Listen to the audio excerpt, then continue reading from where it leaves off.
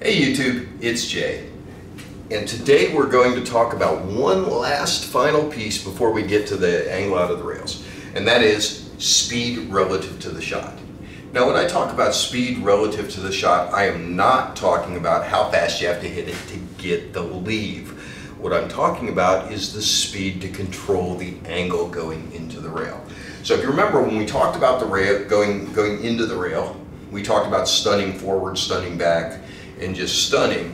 What we didn't talk about are actually top and bottom English. And so that's what we're talking about today, is top and bottom English, controlling the angle you're going into the rail.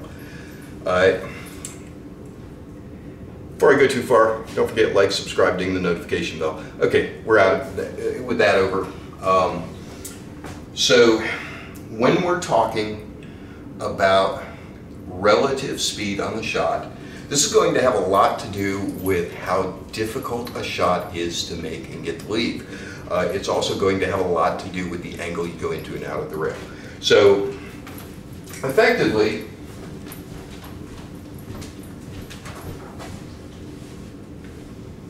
we're going to come down here to this other camera.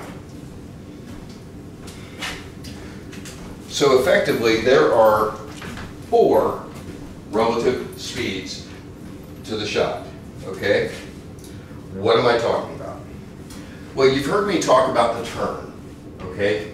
You've heard me talk about how English, the cue ball follows a prescribed path that is very predictable until your top or your bottom English take control, and once they take control, the cue ball turns. That's what I call the turn. It's the point where the English overcomes the momentum and the cue ball turns away from that natural tangent line. Okay, so let's demonstrate this really quickly. If I shoot it in normally, the cue ball is just going to follow the tangent line and go down, right? So you saw it just went down here to make contact somewhere around. If I hit this shot with draw, what you're going to see is that it follows the tangent line for a ways, and then when the English overtakes, it curves. Okay, this curve is what I call the turn.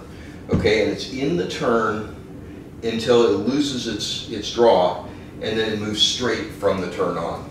Okay, so if I hit this with draw and I hit it with a good stroke and a medium speed, you're going to see the cue ball comes down and then it turns. Okay, so what we're talking about is the turn. And this is the turn. You see how it came out, and then went this way? Did you see that? That's called the turn. That's what I refer to as the turn. So when we're talking about speed relative to a shot in terms of the angle that we enter the rail, there are four, yes, my finger's messed up, 4 speeds that we can hit this. We can hit it so that it loses its English before it makes contact with the object ball. Now 9 times out of 10, actually 99 out of 100, what we're talking about there is the drag shot that I showed in the video on drag shots. And that's where you're using bottom and it turns and then it rolls forward. And you use that on long shots so that you can hit a ball fairly firm, especially on a table that's kind of crooked. If the table's got a roll to it, you can use this to get the same action as a slow roll, even though you're hitting the distance, and that allows you to hit across a non-level table is one use of it, without the cue ball rolling off and having to figure out how far to the left or right you have to aim from the real aiming point. Now you can just aim it and hit it that medium speed, let the cue ball drag, and then roll forward at the end. So the first point is you can have the turn happen before you hit the ball. Okay, that's used in drag shots and swerve shots. Now it is possible to put top English on the ball and have it lose its top English on the way to the ball. Okay? That is only used really in trick shots. You're not going to be doing that in a game. So we're not going to be putting top English and having it lose its English before it gets to the ball. We're basically going to use drag shots if we're going to hit the turn before we make contact with the object ball. The second place that English can take effect and that your speed matters on is from the time you hit the object ball until the time you hit the first rail. So this period in here. Okay, so you can hit this in a way, and it's easier to do if it's a stun angle than a rolling angle. But you can hit this so that it's still spinning when it hits that ball, but then it loses its spin after it hits the ball. And I didn't actually do it there. That actually lost its spin due to contact. So you have to hit it a little bit harder than contact speed to get there, or you have to have a wider range. So, and that's what we did with the one ball in the side, is we hit it so that the English took effect. It turned after it made contact with the object ball, but before it made contact with the rail, and that allowed us to, rather than roll down to this rail like it was originally, to come and swoop and make contact with this rail instead. Okay, so that's after contact with the object ball, but before contact with the first rail.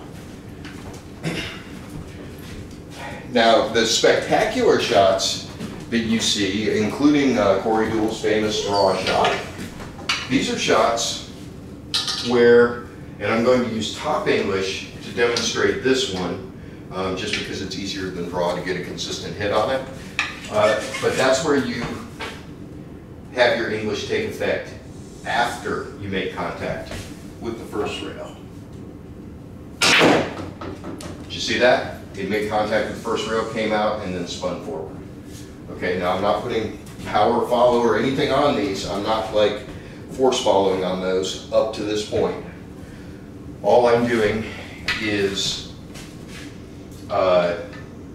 changing where the turn happens. So the first one, the turn happens on the way. The second one, the turn happens after it hits the ball, before it hits the first rail. And the third one that I just showed was it hit the ball, hit the rail, and then turned. Okay? And then the fourth one, and this is a very, very rare one. You're not going to use it a lot, but it's when your English holds until after it makes contact with the second rail. Now, the only time this is possible is when the ball is very close to a rail. And typically it's going to be close to the corner pockets like this. You're really not going to shoot that a lot. And there are some spectacular things that you can do with balls that are this close to the rail. You can do stuff like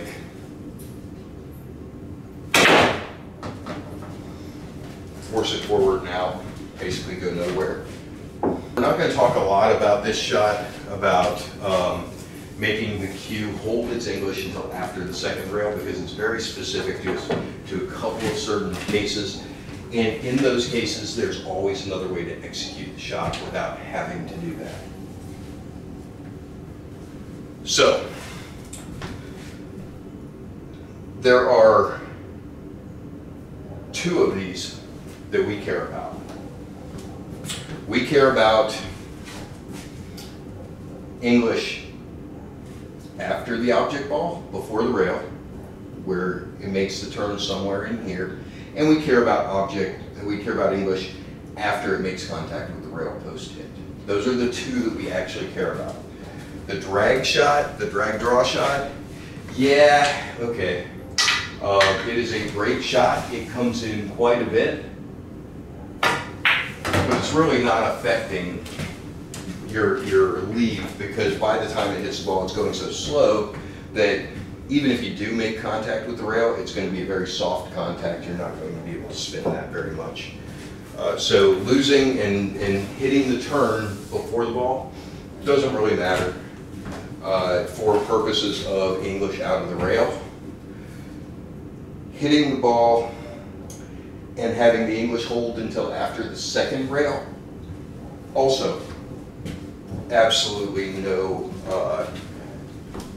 no practical purpose for what we're talking about. There are advanced shots that use that concept, but we're not talking about this. What we're talking about, and for those of you that just joined, what our focus is on taking the BCD and recreational players and helping them to move up, and maybe reminding the A players of some of the fundamental things that you forget over the years. So those are the 4 places that the turn can happen.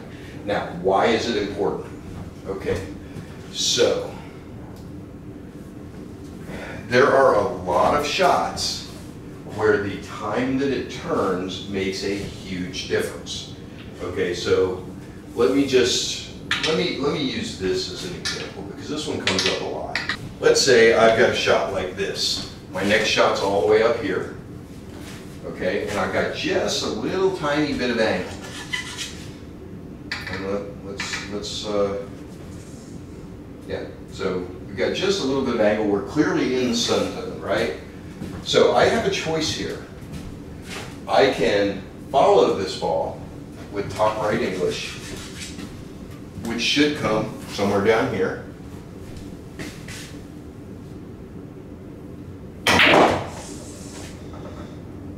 Okay.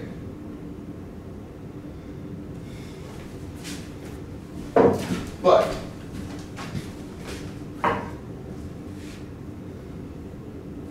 and that's the right shot, by the way, for that shot, is top right English. Unless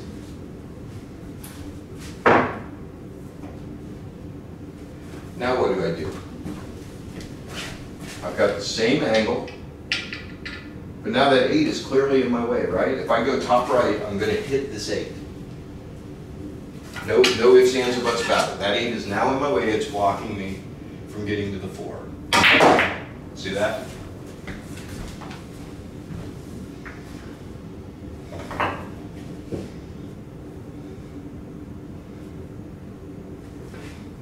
So again, got just a little bit of angle. The 8 is clearly in the way of top right. But what I can do is I can pop this ball with top right English and cause it to not have the English take effect immediately, but instead to wait until it hits the rail and then go forward. Okay? You see that? I still get to the same place. I still have the same shot. That's the exact same shot I just had.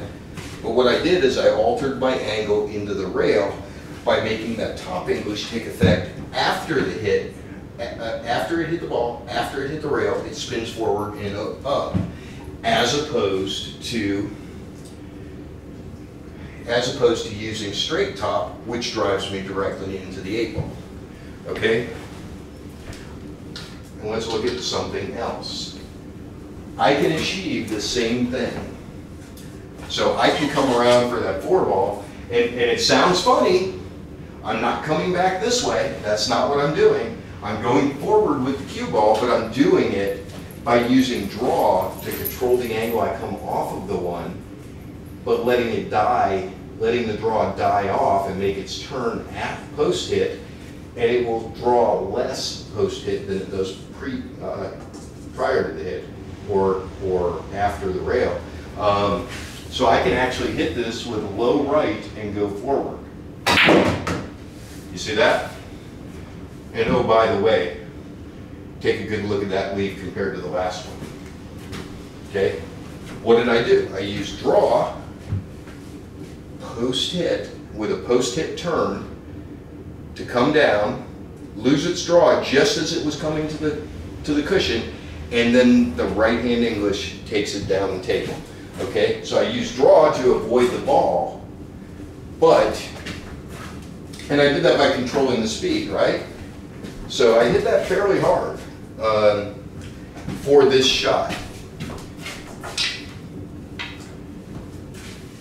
If I actually stroke that, let's get our same shot. Let's move over this way just a little. Let's get our angle pretty tight. If I actually stroke this with bottom right and I hit it hard so that the English takes effect after the object ball, I go that way, which does nothing for me, right? That does nothing for me.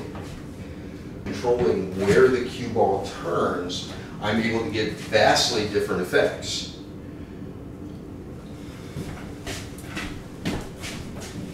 I can hit this ball with bottom right and hit it really slow, and now it just dies off on the rail, right?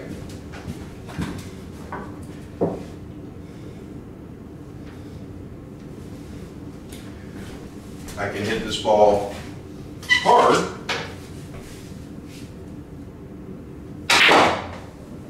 and that doesn't help me at all. If I have that same shot and I hit it with kind of a medium speed bottom right, I can use that to avoid the 8-ball for a shot down there. And if I add just a little bit of pocket cheating into it and shoot it for this side of the pocket, I can make the cue ball go there and spin all the way down the table.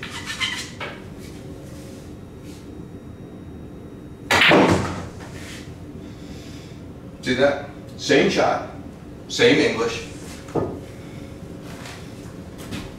different positions on the table. One came here, one came and stopped here, one hit the rail and spun down for my weight down there, one drew back to the rail and hit over there. Those were all the same shot, all the same tangent line. They were all set up with the 8-ball as an obstacle.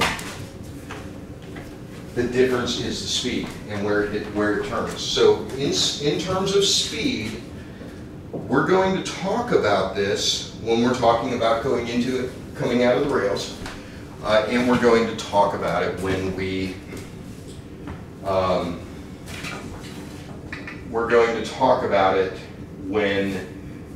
talk about the basic shots and the shots that you should shoot. Remember, we're going to talk about the shots you should shoot, and we're going to talk about the shots that you shouldn't shoot.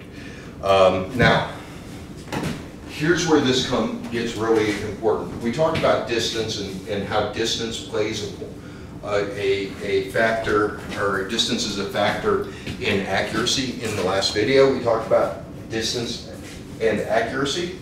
Let's talk about distance and speed.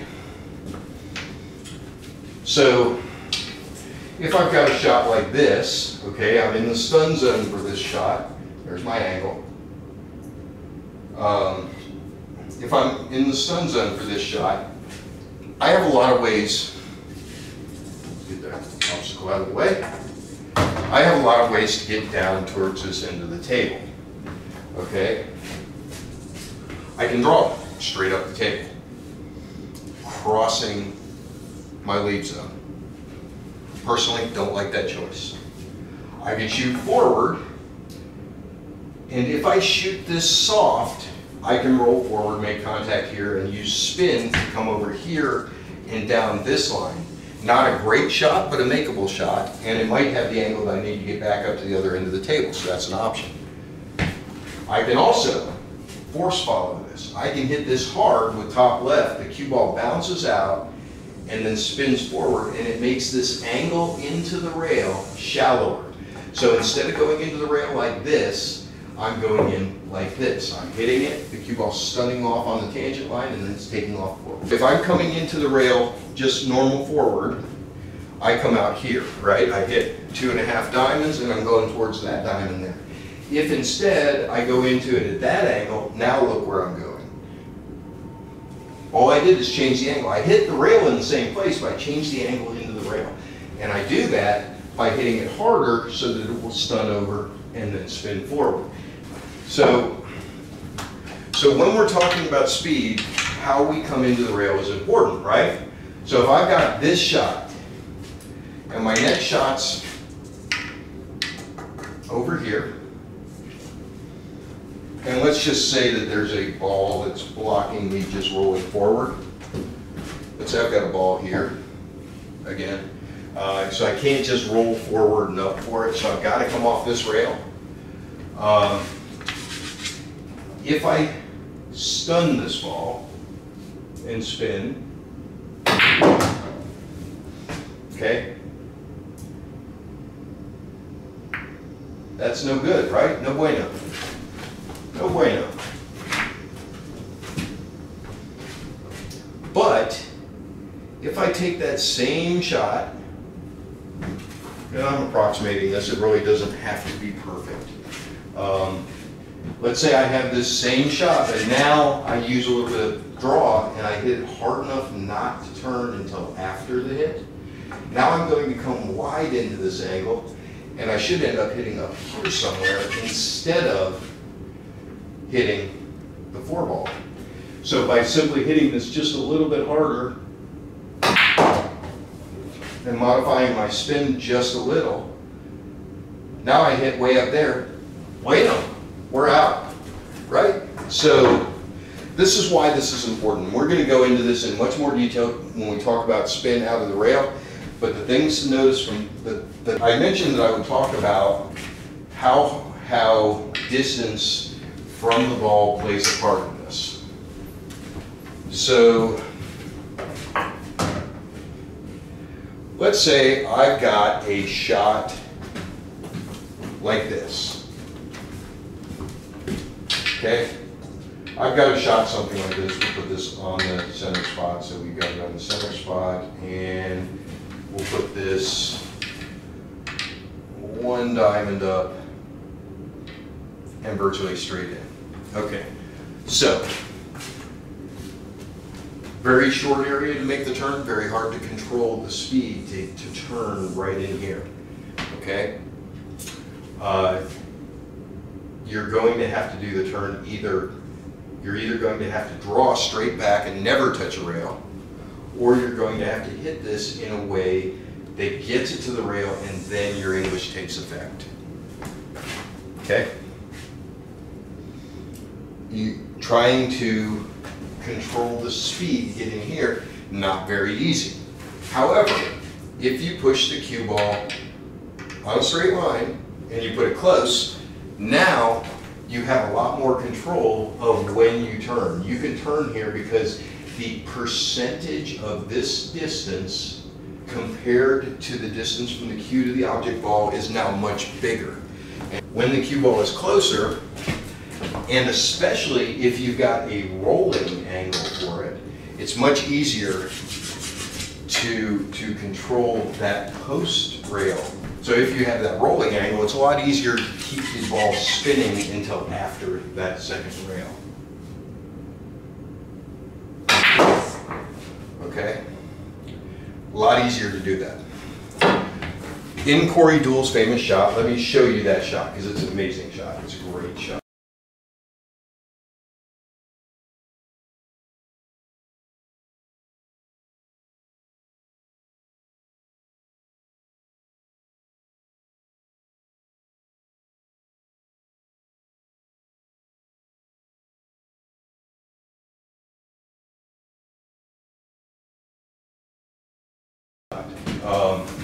In that shot, what makes that shot special is not the accuracy required. It's not it's not that he used bottom right. Bottom right would be a standard shot there. But if he had been here shooting that shot, it would be 1,000 times easier than shooting it from where he did, because shooting from down here, he was pretty close to the rail.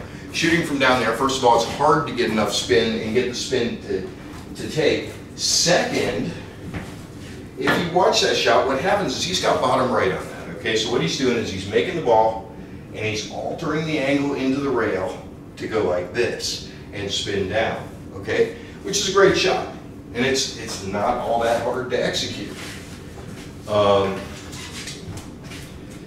Getting from there over to the rail and spinning down is kind of a standard shot.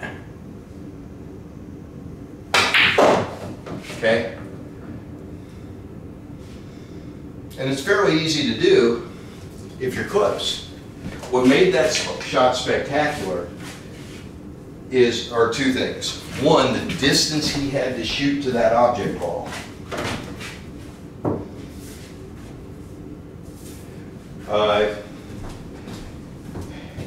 Which meant that, remember what we said, the distance from the cue ball to the object ball drives how accurate your stroke has to be.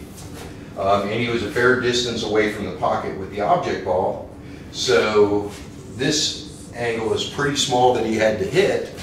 But then on top of that, the cloth was brand new Simonis. I would bet that it was Simonis 760 because of the way the balls were reacting.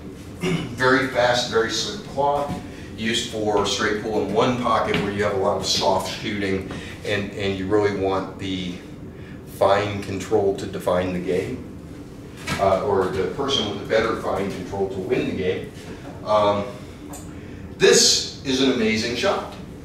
Okay, and what made it even more spectacular is that because of the slick cloth, his draw held.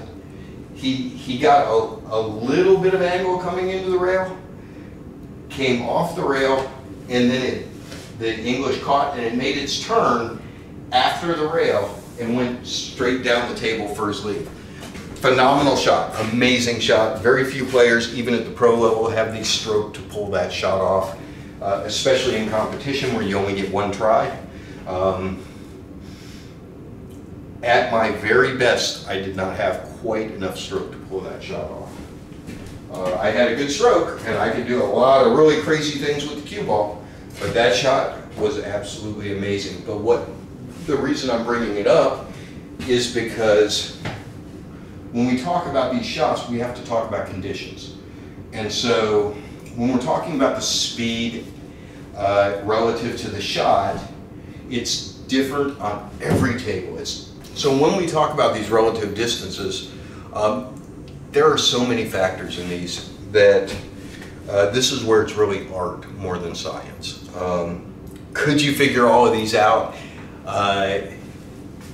Even if you had access to your iPhone and you could punch all the numbers in, there are so many factors in it. How reactive the rails are, how fast the cloth is, how dry it is versus how wet it is, talking about humidity, how your stroke is and what you're capable of with your stroke and what kind of control you have over your stroke, all comes into play on these shots. So this is the part of pool that becomes more art than science, okay? Now the good news is that once you understand what's behind this and we talk about coming out of the rail, you'll see that all we're really doing with this is we're altering our line into the rail with top and bottom English in order to get certain angles. And in order to widen or shorten how we come off the rail. And we'll talk about widen short in a banking video at some point. But this is the art of the game. Okay, this is the art part. This is what sets this is what makes the difference between a C player and a B player. Now at the pro level, it does make a difference, but because of the risk management strategies, which we're going to talk about, it makes a whole lot less difference.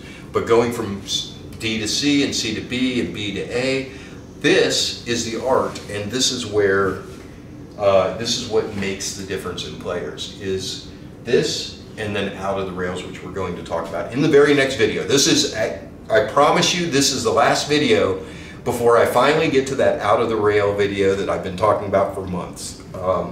We need to cover this, and we will be moving, so the next video after this one will absolutely be angle out of the rails. Again, we're going to talk about the art of doing it. It's not scientific. It can be explained through science, but there are a lot of variables in there, and you're never going to have exact numbers for any of those variables. So you could not plug this into a calculator and figure it out. So following that, we're going to talk about risk management. We're going to have several videos on risk management. We're going to talk about the different types of risks and the things to pay attention to when you're determining the best route to get to a shot. Following risk management, we are going to talk routes, and then we're going to talk the common shots. So that's what's coming up. That's what's going to be in the coming videos over the next several months. We're going to,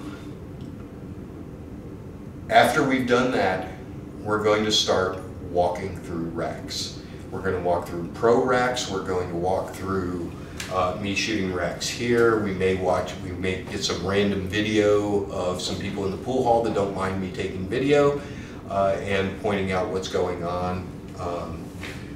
Offer them a free lesson in return for letting me video and use their thought processes to explain what's going on and how to shoot it. With that, that's it for today. I hope you have a great day. Like, subscribe, ding the notification bell. I know I already said that.